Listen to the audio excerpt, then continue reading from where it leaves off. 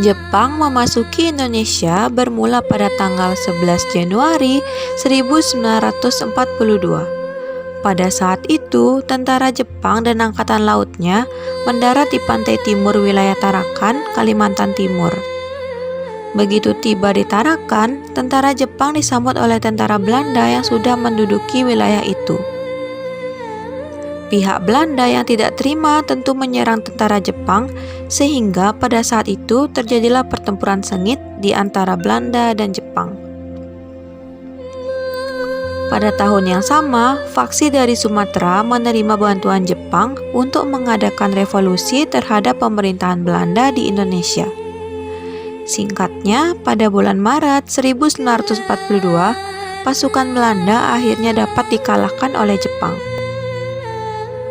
Kala itu, Jepang khawatir tidak bisa memenuhi kebutuhan bahan bakar untuk perang dan industrinya.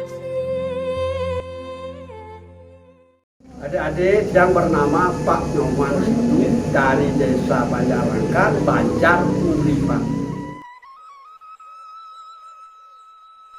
Tahun 1941 dia langsung buat Jepang sampai tahun 1942. Dulu sudah ada cewek dibantai, maunya disiksa, maunya dimana kan. Datang yang punya hak hukum.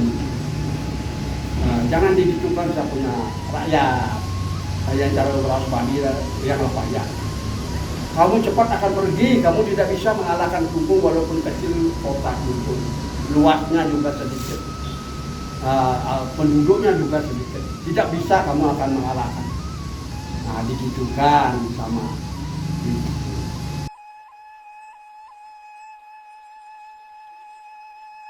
yang di sana tempat persembunyian.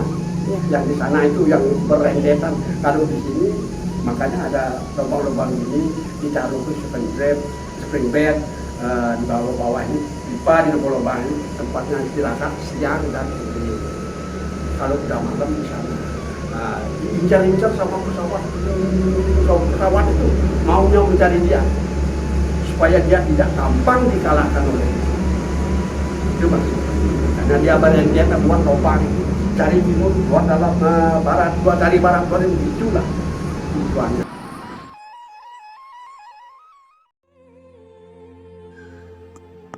Goa Jepang di Bajarangkan Kelungkung ini memiliki 16 buah goa, yang mana 14 buah goa berhubungan antara satu dengan yang lainnya, sehingga membentuk lorong yang memanjang. Sedangkan 2 buah lainnya terletak terpisah pada bagian ujung kiri dan kanan. Tentara Jepang menerapkan sistem romusa atau kerja paksa kepada masyarakat setempat untuk membuat tempat perlindungan berupa gua Jepang ini. Para romusa dari warga Bali berhasil membuat 16 gua berdiameter yang cukup besar. Dengan kedalaman sekitar 15 meter, gua itu dibayar oleh banyak nyawa pekerja yang meninggal, baik akibat penyiksaan oleh tentara Jepang maupun yang meninggal karena wabah penyakit. Gua ini difungsikan oleh tentara Jepang untuk mengatur siasat peperangan dengan sekutu. Konon, menurut warga sekitar, kala itu di lokasi ini banyak sekali tentara Jepang yang sedang bersembunyi.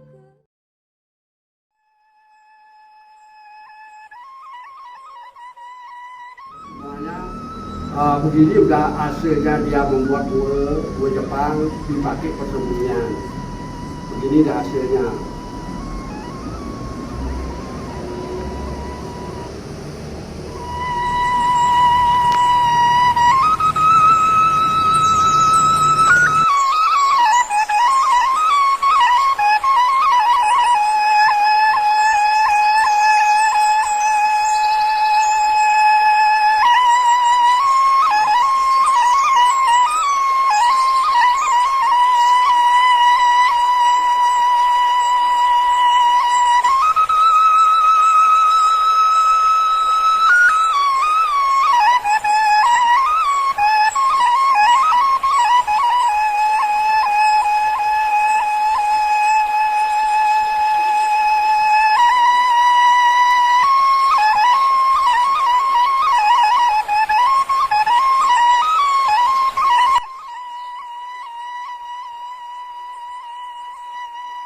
Nah, polisi makanya jadi cagar budaya tidak dirawat sama pemerintah, tidak dipelihara sama Pemda. Akhirnya khusus segala tempat-tempat seperti ini waktu zaman dijajah, waktu penjajah dia buat apa-apa, artinya cagar budaya, ring PJ kantornya khusus, jadi pegawainya juga begitu, pegawai pekerjaan begini, ya, angin sejarah kenang-kenang, ingat-ingat. Oh, waktu zaman dulu sebelum merdeka, Jepang menjajah naik ini, ya. Gua Jepang ini menjadi saksi tragedi yang memilukan lainnya. Kisah ini diceritakan secara turun-temurun oleh pengelisir di desa Bajarangkan. Dahulu, tentara Jepang kerap menjarah hasil panen masyarakat setempat setelah gua itu selesai dibangun. Caranya juga sangat licik, yaitu masyarakat yang membawa hasil panen dari wilayah Kecamatan Dawan ke Kecamatan Bajarangkan dan sebaliknya langsung dihentikan oleh tentara Jepang setiap melintasi gua ini. Masyarakat dipaksa masuk ke dalam gua dan meninggalkan hasil panennya. Nama saya Dewa Madya Sudana, jadi saya petugas Humas bagian informasi di monumen ini. Jadi di sini saya akan coba memaparkan tentang peristiwa fasisme atau pendudukan yang pernah dilakukan Jepang di Bali.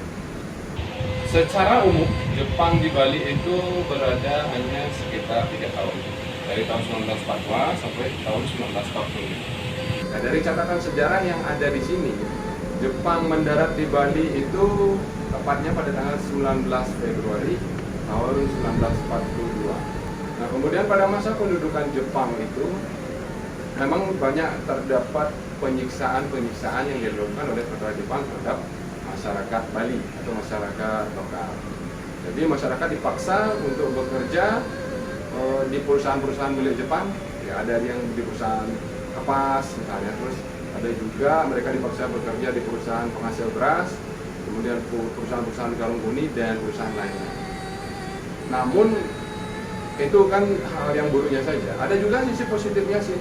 Ada sebuah organisasi Fujinkai yang didirikan Jepang di Bali itu bergerak di bidang pertenunan. Nah, ini justru membantu para wanita Bali untuk meningkatkan skill menenun mereka pada masa itu.